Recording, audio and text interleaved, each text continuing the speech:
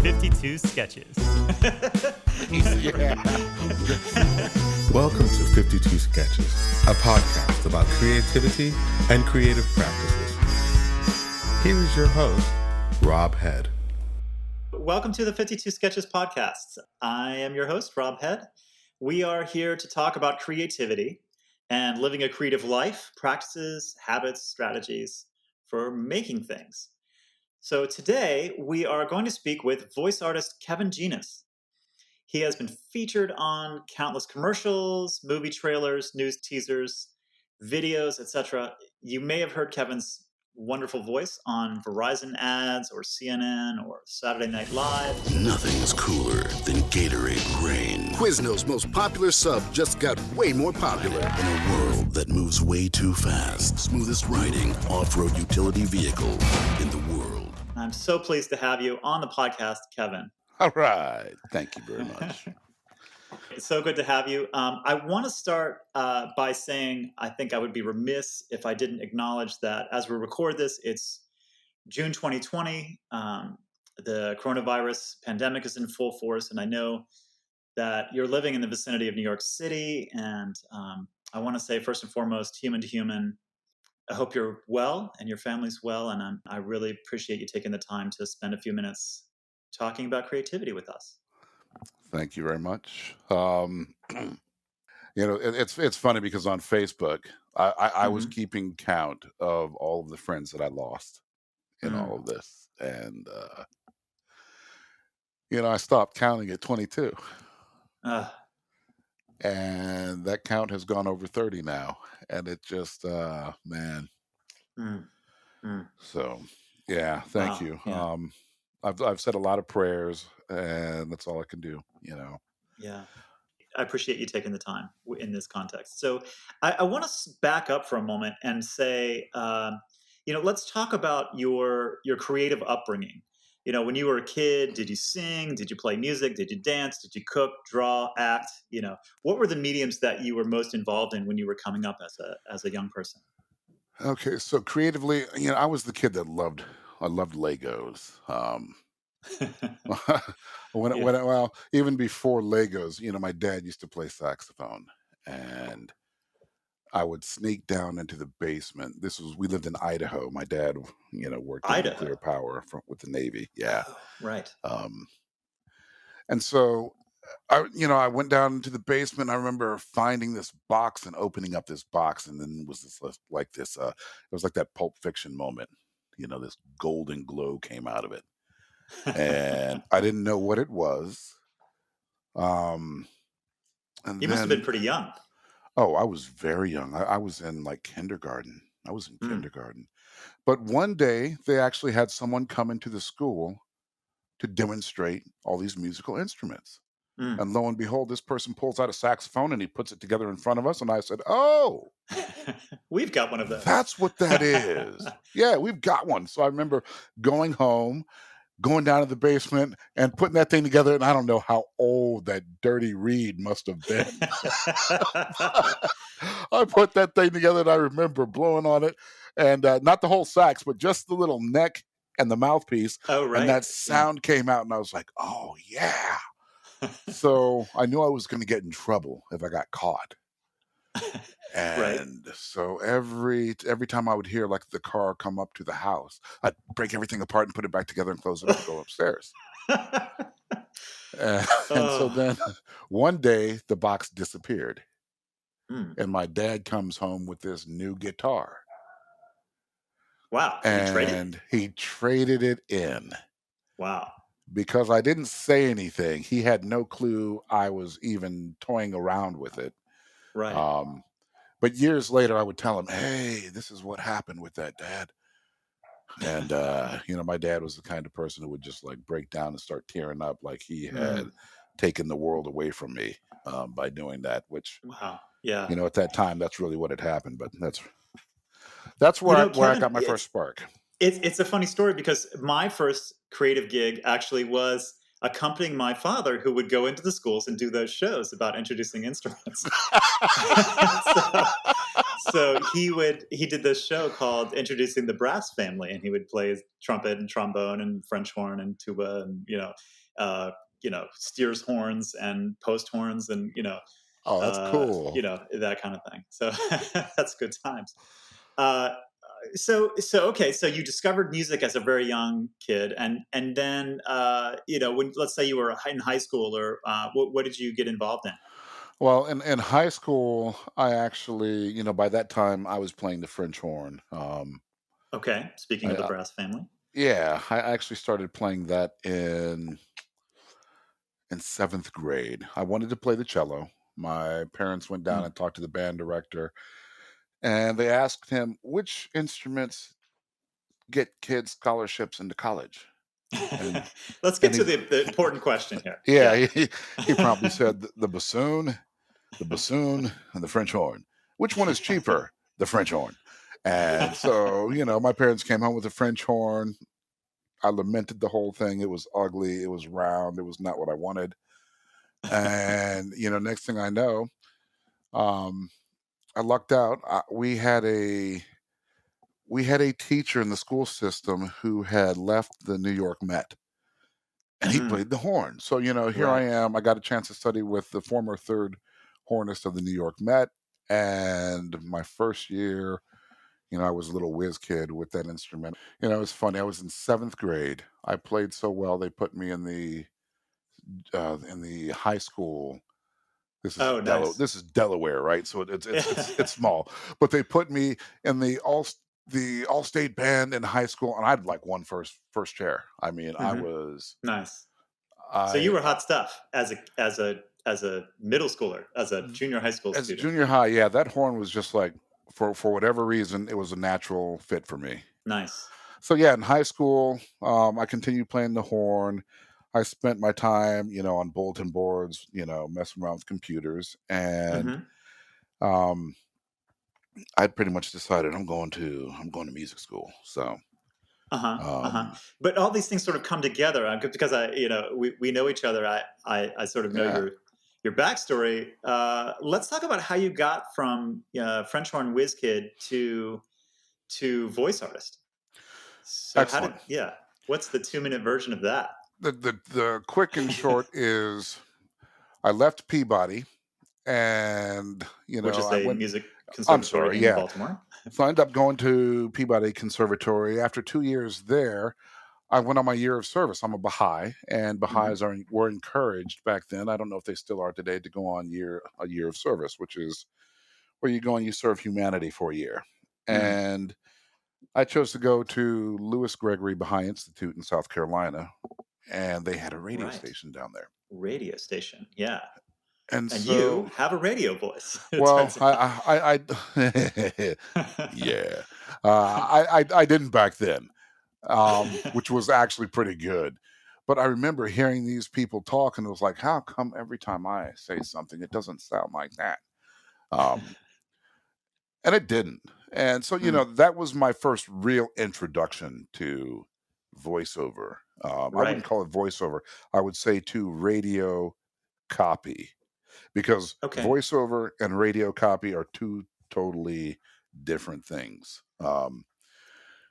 I would Right. say, Which you understand better than the rest of us. right, Yeah. right. Yeah. And just for your audience, radio copy is, um, we're wheeling and dealing tonight at 8. Blah, blah, blah, blah, blah, blah, blah. Right. That's radio copy. Yeah. You ever listen to Morgan Freeman? That's voiceover. We stand and cheer and celebrate as one. We forget all the uh, things that make us different. That's mm. what in the industry we consider to be voiceover. The radio stuff we call puke. So those are the The voiceover two. people do. Right, right. Right. We But all have yeah. our ivory towers. Oh, some glass, some glass. So I Mm, was working at Verizon. I was a programmer analyst, and the uh, we were doing this massive upgrade, and we needed a way to inform the whole company what was happening. And the upgrades were going to happen in little chunks. So we figured we would put together this 45-minute presentation, which would ah. get everybody away from their desk long enough for all these Unix boxes and, Windows machines to do whatever they had to do. Right. This is a rolling out a Windows upgrade for the Um, office. Windows upgrade, all the, like Office stuff, basic workflow. Okay. So we figure, okay, we're going to do this presentation. We're going to have people in this conference room. We'll just give them hors d'oeuvres, lunch, and all this other stuff, and they can hang out and, be entertained during that period of wait. Right. That's a great strategy. Anytime you can get people to sit for a half an hour if you give them free food. The universal Exactly. law. And the the key here was that you could not do these upgrades off hours, because you just didn't know if things were going to work and people could do their jobs when they came in Right. the next morning. So you User had to nail this. You interrupted had to get this minutes. right. Yes, it Yeah. was just, we had to get this. And so we were pretty confident that the upgrade was going to take place. But when we went to go get a presentation made, the Hmm. people said $8,000. And, I had played music. I had my cheap little Pro Tools 001 at home, but I didn't know Flash. So I told my manager at the time, listen, I'll program, I'll do the presentation in Flash, but you got to give me the week off to learn it. And he Uh-huh. says, well, what happens if you don't learn it? I said, what do we have to lose? We just go pay Right. A $8,000. week. Oh, no, no, no. You're going to learn this stuff. So I took 3 days to learn as much Flash as I could. And then I built this presentation. And I This is remember okay. I'd gotten in touch with someone at Verizon, and I begged and pleaded for them to give me the James Earl Jones, the donut, Verizon. I did everything Yeah, I right. could to get that, and they were like, Right. And we no. should mention this is that what James Earl Jones was literally the voice of Verizon at the time. Yeah, this was like 2003, Okay. Okay. 2004. Wonderful. Um, and so they said no. And they explained to me James Earl Jones was like $75,000 if I put that in the file, which, 75,000 plus 8,000 was definitely not going to happen. And so, um, it was crazy. I went in there and I just did my best impersonation of James Earl Jones. Nice. And so on the day of the rollouts, my manager's like strutting his stuff. He's all happy. This is all going to make me look good. The Indeed. roll, what's that? Indeed it will. Oh, yeah. So the rollouts happen, So and now the whole department, the whole office is hearing your voice on this oh presentation. yeah. I mean, so the presentation went on for like actually 35 minutes, and it was Okay. just me narrating the whole thing, Right.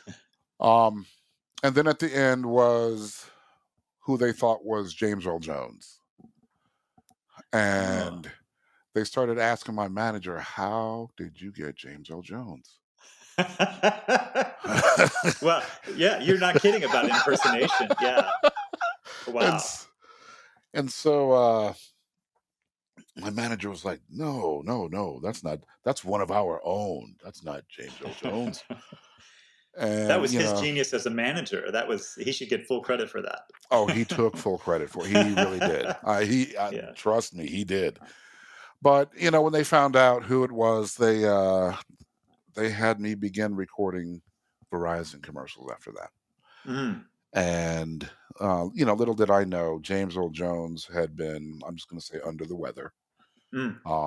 And they had reached the point where they were going to transition off to a new voice. And So they found him. um, It's you.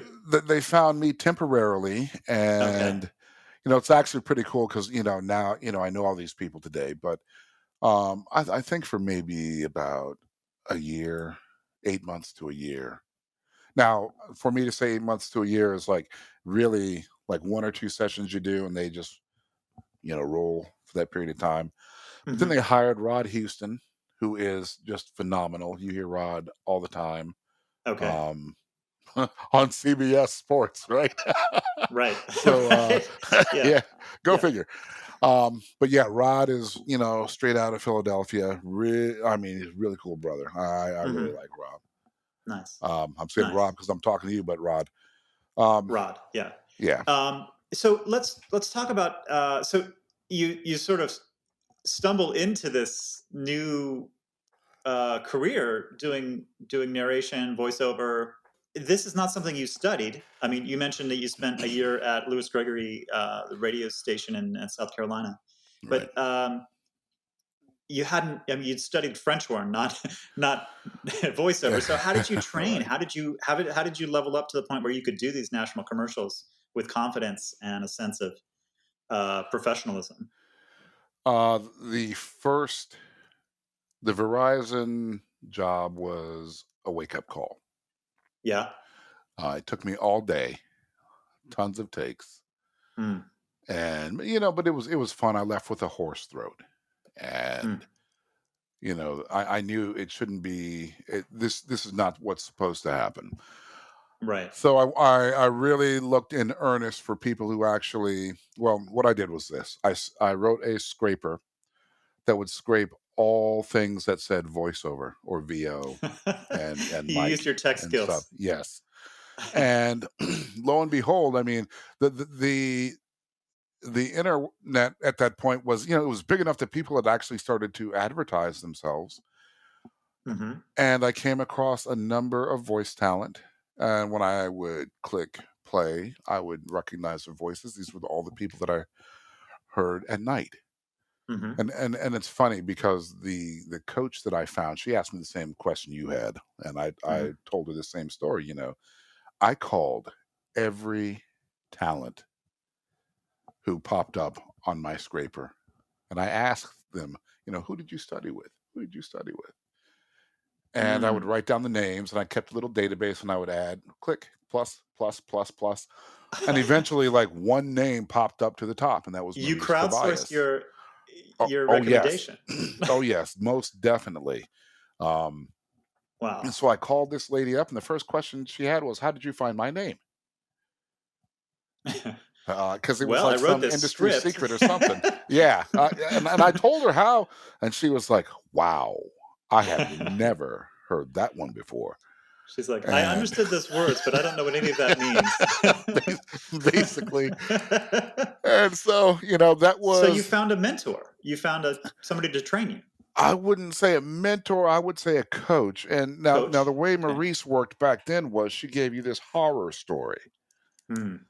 about the failure of going into voiceover because, Maurice is one of those people who um she tells you, I don't waste your time, you don't waste my time. Right. And, as long as we both understand that, great. And so I didn't call her back for a year.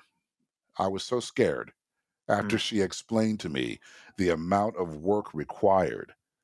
And so a year goes by, and And you're working during that time, yeah, I doing was some I was still voiceover. working. Yep. No, not so much voiceover. I mean, I was You're doing still working at voiceover, but Verizon. I was still working at Verizon. And at this point, I had started working, weekends at radio stations. Um, Okay. I'm quite embarrassed to admit I worked at Radio America, one of two Hmm. black people. Yeah, I think I Oh recall, and no, I right. remember an attempt to create the the alternative. And anyway, the whole thing is a mess. Yeah, By the way, the other black person who worked there is now at HBO. I So it, see. it turned out great for both of us. Yeah, I You mean, take it's the great, gigs but that are offered to you as best you can, I guess. yes, yes. But yeah, so I was still working my day job, and I had my weekend stuff going on, and I called up Maurice and I said, Maurice, I'm ready. What do I have to do? Nice. And and she said, well, Kevin, first of all, you got to stop using your white voice. You got to stop using the Interesting. voice that and I can't stress this enough because I didn't even realize Right. that I was doing this. And this is why I recognize this so readily amongst other African American, black, however people want to identify themselves. Um, Mm, she said, Kevin, mm. if you listen to to the pitch of your voice when you finish a phrase, that's where your voice is. And I said, wow. I'm never I'm never down there. And she said, I give you permission to scare the hell out of kids. Right. Always This is talk in fascinating that voice. because Kevin, it, it it seems impossible to separate creative work from the social issues of the society we live in. Like Oh yeah. the social justice work that a lot of people are involved in, and that I know that you and I are involved in, is inextricable uh, from any kind of professional work serving the community. Right. It's It's like you fascinating. have one foot in that world, but Hmm. in order to be yourself, you have to step in, you have to step outside of it.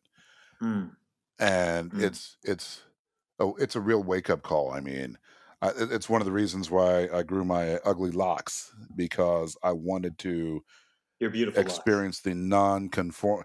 Well, Right. I've seen beautiful locks. I'm making a very clear distinction. Mine are like the total natural locks, right? I don't comb them. I don't do anything. It's what God intended, and but I do that because even around black people, they look at me and they're like, dude, you got to do something with that. So Go okay, so get it you fixed grew up. them out just So as a way of saying I am who I am. Yeah. right, yeah, yeah, and so it's like you step outside of the reality that people have created, which is, it's false, Hmm. Hmm. and you just let the creator create. Right. And that applies, to the big man upstairs and to the little man inside. And so Right. it's Right. really, I learned volumes about myself. Most importantly, it's like there are so many things I just don't care about anymore. Right. And, you know, urgently this, urgently that. Well, no, it's urgent for you because you're on someone else's timeline, but it's not for me. Right. Right. So Oh, it's almost as if, I say ironically, that artistic growth has a lot to do with personal development and understanding, 100%. self awareness. Yeah. You just Wow. have to be. Hmm. And a lot Hmm. of people are more concerned about acceptance. And Hmm. to achieve acceptance, you have to become what other people define you Expect. as. Right. Yeah. Right. So let's talk. So it sounds to me that you committed to this career as a voiceover artist and you found a great coach and you worked at it. Hmm. You were the story you told about finding the coach shows a lot of tenacity. So you pursued it with some vigor. So let's talk a little bit about, what are some of the practices that you learned? Do you have daily practices, especially early in your career? How do you care for your instrument? And, are the things that you're doing on the business end, to keep the career moving forward? Like, let's talk about what did you learn? What did you do on a daily basis that helped you move forward? Okay, so in this industry, there's really, in my opinion, well, what I'll address what I've done to keep my instrument going. Hmm. Then I'll Perfect. answer the other question. Yeah. Initially, I did all the exercises that people talked about. Hmm. Me, my, all those kind of things, right? Right. Um, the Very similar to what a singer might do. exactly like the pencil in the mouth, or I I ordered a bag of corkscrews because you hold those between your teeth and you read your copy like that, and it forces those muscles to over enunciate. And Right. so Wow. initially it's all about this muscular development that typically, any it's muscle memory. You're doing it all day. Those Hmm. muscles do get tired. If you're doing it wrong, they get tired faster. Um, so that was the initial part of what I was doing, just the actual training of the muscles. Training of And the of your right, instrument. Yeah. typically I would say embouchure, but I'm not playing an instrument any longer. But yeah, I Right. didn't. In Once a brass terms player, of, always a brass player. yeah, exactly. But for my voice, I had to get used to getting comfortable talking down here all the time. And it Mm. wasn't that I was afraid to talk down here. My voice actually changed again in that process. It Mm, was deeper than what Maurice had heard. And right. so what happens is if I talk in this range for like say 5 minutes, it'll stay this way for the rest of the day. Mm. And there are there are some people I talk to and they, oh, that's your morning voice, Kevin. No, it's not. No, my morning voice is a whole lot deeper than this. Um, but so that was also part of the practice, just getting your voice in the range that you're going to work in. Hmm. Um, Hmm. but then, Right. it's funny because I had formed all these relationships because of my phone calls, incessant phone calls to people. They Right. the guys that were making seven figures, they were cool. I mean, if you run into people who are really doing this Hmm. and they love their work, if you ask them for help, they share it with you. That was new for Mm. me because I was so used to the opposite. But in this particular industry, I don't know if it's this way with all of them. They're really cool about this stuff. So Hmm. Right. one of the guys told me, Kevin, you're talking louder than we work. So we always work very quietly. Mm. And your voice will never get tired if you stay in this whisper pitch. And so what we Right. call this is a whisper read, tonight, Uh-huh. 8-7 central. Right. It's Yeah. that low volume. Right. A- and that has its caveats too, because you have to get right up on the microphone to do that, which brings us to the next training process, which is mic technique. um, Right. some Yeah. of So in a these way, your instrument is your voice, and in another way, your instrument is your microphone. Yes, it's totally connected, and you have to be able to place your voice and use your. So, I guess the easiest way to practice this, some people use a candle, an inch and a half, 2 inches away from your face, and you should be able to read your copy without that moving. Oh, I see. Yeah. Wow. That's because we don't want to pop the peas and all that other kind of stuff. I see. So, Interesting. Yeah. So you're preventing yourself from actually doing all the sounds that I'm making right exactly. now. Right. And when you listen to the TV, these promos on Hmm. TV, these people are masters. Hmm. And the thought process is, oh, they fixed it in post. No, they didn't. Mm. It went to No. post sounding exactly like it does right Right. there. And that's really it. And so, but it takes a lot of practice to get to the point that you don't pop those peas that way.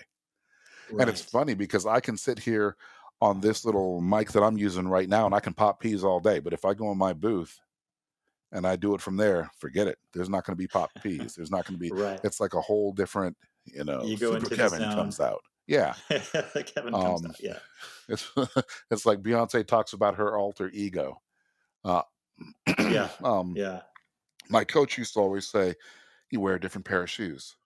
You wear one pair of shoes for one type of read, and you have some that you wear for trailer, you have some that you wear for your sports promos, you have business shoes for anything that's a corporate narration, and you Right. never wear those shoes outside of the booth. Those are tools to keep you Mm.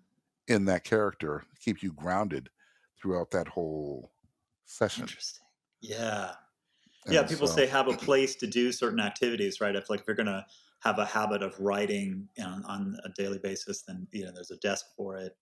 Or if you have a exactly. habit of practice music in the same room, or whatever that you don't use for watching TV or whatever the other activities. When I started looking for voice talent, I thought everyone lived in LA. I was in Yeah. Northern Virginia at the time. Okay.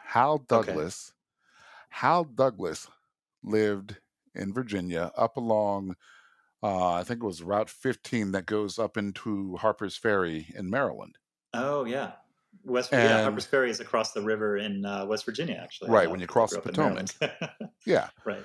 Now you have to understand, Hal was always my favorite voice talent of all the voice Nice. talent. Uh huh. He's the guy who he read like this and da da da da da da da da.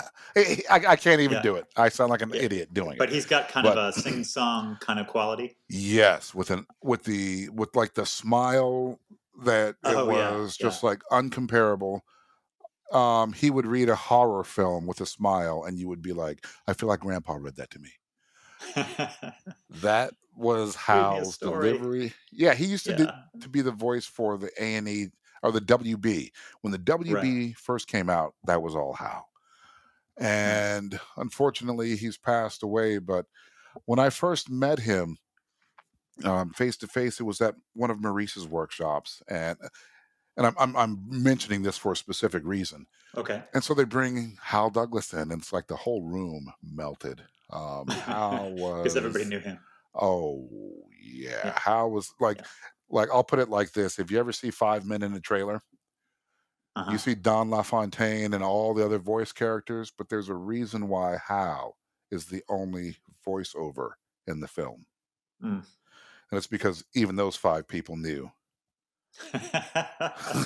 Hal Douglas is, you know, Next level talent. Yeah. yeah, just Hal did things his way because, Yeah. as he said, I don't have the same kind of voice that these guys have. So Right. if he did Right. 3 takes, every take was going to be different. And this is what he he explained to us. Every word has its own life. It's got its Mm. start, it's got its end, it's got its middle. And so every take, each word should be different. Mm. And if you are really into treating the copy as an organic Mm-hmm. essence, that's what's going to happen. You don't have to force this stuff to happen. It's just going to happen by itself. Yeah. You're And reminding me of, some of the master actors of our generation. We just lost Ian Holm this week, and mhm, I've heard many stories about him that suggest that he was one of those actors that every take was a work of genius, and the challenge was, in an editing room figuring out which ones which one of those yeah, works of genius to pick. we can piece these all And together, and they all work together. How do we choose? so, You know, yeah, yeah, and yeah. then what do we do with what's left on the floor? I don't want to throw that out either. Um, but Hal told Hal told me one day during lunch. He said, "Kevin, I always pause before each take."